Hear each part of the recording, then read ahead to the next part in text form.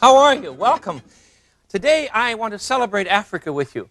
Now normally when you say someone's going to cook, you don't talk about celebrating a nation, but if you've been with me before, you'll understand that that's precisely what I'm about. The Frugal Gourmet is committed to trying to understand other peoples and to educate your own children to understand other peoples through cooking. Remember, a cuisine, a style of cooking, is a way of thinking more than it is a way of eating. Do you understand what I mean?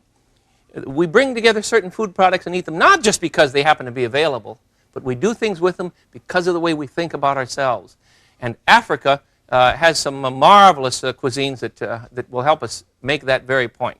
So we're going to start today with a stew from Biafra that will be served over a couscous. I'll give you the history of this dish in just a minute, but I want to get it started right now because we must brown one chopped up chuck steak. This is a stew that is made with beef, pork, chicken. You throw in all sorts of things. We're going to use a chuck steak and a chicken today. So let's get started with the chuck steak. And you see what I've done is simply remove the bones here. There we are. And I'm going to chop up the rest of the chuck. Get rid of the big chunk of fat. You certainly don't need that. But cube up the chuck. It's very inexpensive. And this is going to simmer in a marvelous stew for so long that we don't have to worry about it. Up into good cubes here for a Biafran couscous. You know, Biafra doesn't even exist anymore. It exists only in the hearts of the Biafran people. Let me get some oil in the pan here. Pan's already hot. Remember the old rule. Put the oil in the pan first. In a hot pan, and be sure the pan is hot first. Then you put in the oil. See, it's smoking a little bit. So in goes the meat. And we'll brown that very quickly. And then I want to talk to you about Biafra. There we go.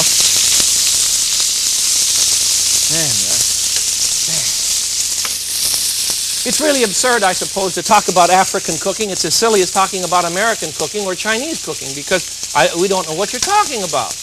Africa, as a continent, is filled with so many nations that vary so drastically in terms of their approach to reality and to food that it's impossible to talk about African cooking without talking about, 50-some nations, I suppose, 50 different styles of cuisine. So we're going to just mention some tribes or nations or communities or styles and try and get by with each one because they all have a different cuisine. The people of Biafra, for instance, are really down to nothing. They were wiped out in some massive wars, you remember. And this dish, this Biafran stew that I'm making for you today, the recipe was given me by a fellow by the name of George Obiozer. And George had 217 cousins in Biafra, and he corresponded with 70 of them. He was a good friend of mine when I was a chaplain in my old days at the university. And George brought with his interest in food a whole approach to life that I'm celebrating today. So here's to George Obiozer and to all of his people that were wiped out in those terrible, terrible wars. The people of Biafra. They were neat people. So the meat's just about brown. Let's get a pot ready. We want to cut up one chicken. And we'll throw one chicken in the pot, huh? Where are we going to put the pot? There we go. Remember that in this case, we can just cut this chicken up in a hurry. We don't have to do a lot of work on him. So we'll just whack him up here. There we go, one whole chicken. I always cut up my own chickens. It's much cheaper than buying them pre-cut. Besides, they do it with a bandsaw. You don't need that. All right, so you take the thigh now, and we'll separate the thigh from the leg. There we go. It just goes in the pot. You notice we're not browning the chicken. You've caught that already, haven't you? You could tell because I'm not going to brown it. That's all there is to it. We're not going to bother with that. I'm having trouble finding that joint. There it is. There he is. Okay. All righty. And the rest of the chicken we can whack up in a hurry. Thusly, just lay him on his side. Here's the breastbone, you see. Lay him on his side. And you can cut away the breast here. If you don't have a cleaver, why, I'll give you about 10 minutes to go out and buy one. Wait till I'm done today, and then you go out and get one. It's just marvelous fun. We don't have to worry. I'm going to cut off the tail, the little nip there. We don't need that. We're going to leave the bones in this bird. Just whack him up into serving pieces or eating pieces, you see, and throw them in the pot. That's all there is to it. You know why? You know why I'm doing this? Why is he cutting it up so small? Well, because this is all to be eaten with our fingers. In Africa, in most of those nations, you eat from a common pot. And therefore, everything is to be chopped up and ready for you. Just like in China, you see. You don't eat from a common pot in China, but you Well, you do in a way, don't you? Everything is shared. The point is you use chopsticks and everything is to be cut up ahead of time. And certainly that's the case in the nation called Biafra, which is not anymore. Is it possible to have a nation that is not and you still think about it? Sure, it's possible.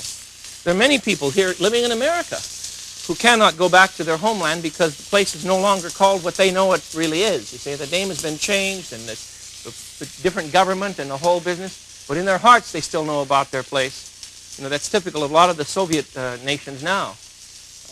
The place supposedly, legally doesn't exist. And here in Chicago, it does exist. You can go down the street and find some of those nations in whole neighborhoods. It's a memory. It's a memory. And that's what food's about. We cook certain things to remember. And that's why I'm making a Biafran stew today, because I want to remember the people of Biafra. Okay, into the pot now I place the browned beef, 1 chicken. This is so simple, a recipe, that you can't believe it. You got it so far? 1 chicken, 1 big chuck steak. I want to throw in 1 yellow onion, just whacked up. This is going to cook for a long time, so don't worry about it. 1 yellow onion. Come here, onion. Here we go. Remember now, when I do an onion, I just take the whole peel off, you see. That way you don't have to stand here and weep and cry and lament and moan. You shouldn't do any of those things when you cook. You shouldn't have to bother. Save the peels for your soup stock. Someone asked me the other day how big my bucket is down here for soup stock. Well, that's none of your business. It's pretty good size. I make a lot of soup stock. And we'll whack up the onion for our Biafran stew for couscous. And it goes to the pot. And now we need 1 green pepper. Move him. And you're going to cut him in half this way. Lay him down, and we can peel the pepper, core it right away by simply grabbing the top and pulling out the core. There's nothing to it. It comes right out. You see? And we'll put our green pepper into the pot, chop it up very coarsely.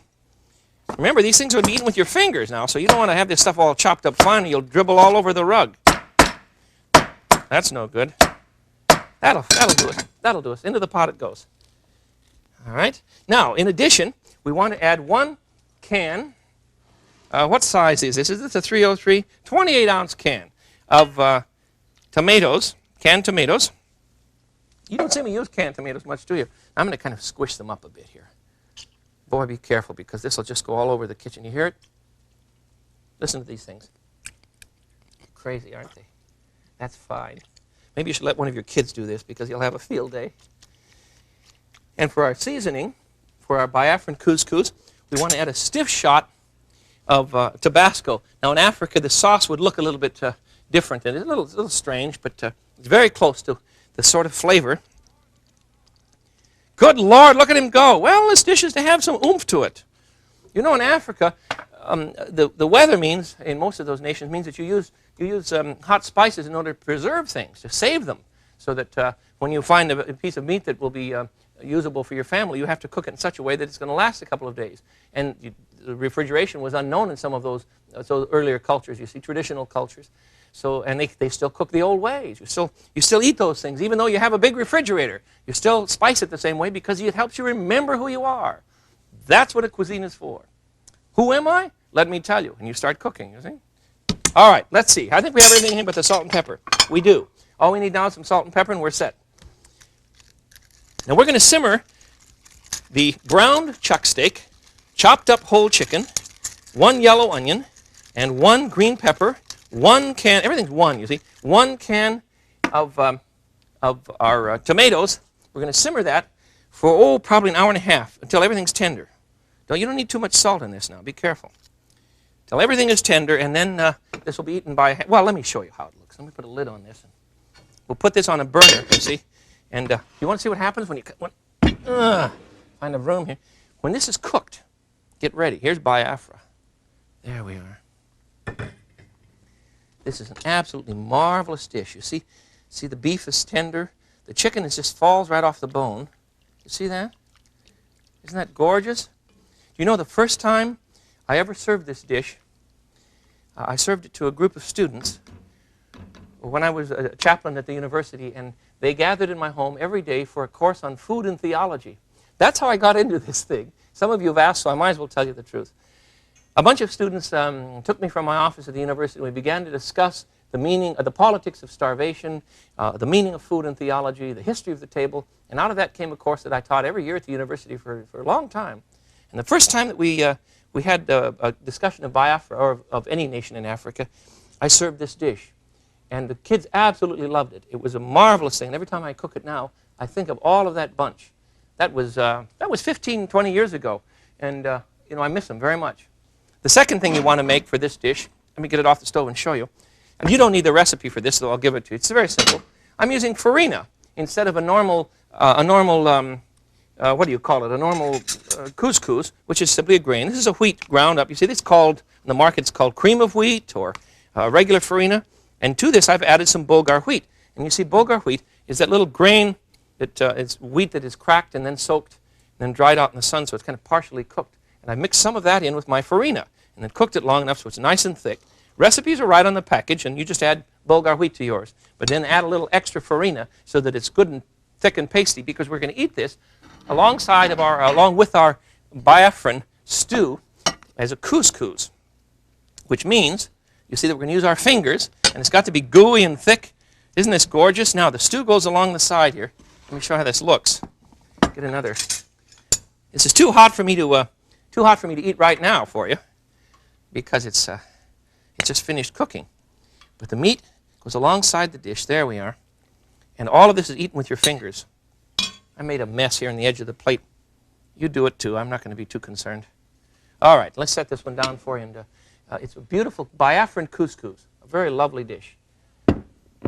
There. Now, thirdly, we have a couscous. The couscous was the grain, you see. That's this is the couscous. The grain dish, the farina, is called the couscous. And then the stew goes with the couscous. And you eat them together with your fingers. And you dip it. I'll show you later when I won't burn myself to death. Let me give you another dish. So we have 1, 2 already today on our tirade on Africa. Let me give you a dish now from Kenya. And in Kenya, they're very fond of coconut milk. You remember now, this nation is so, shouldn't call it a nation, should I? Someone's going to call up and be angry with me. Africa is such a gigantic country that there are many, many nations. And in Kenya, they're fond of coconut milk. So you find coconut milk in a lot of recipes. I have one for you for sweet potatoes cooked in coconut milk. Look at this. It's absolutely, terribly unusual. I'll show you how it's done right now. First of all, we need, what is that? Three or four sweet potatoes, you see? Not very many, but enough to get us going.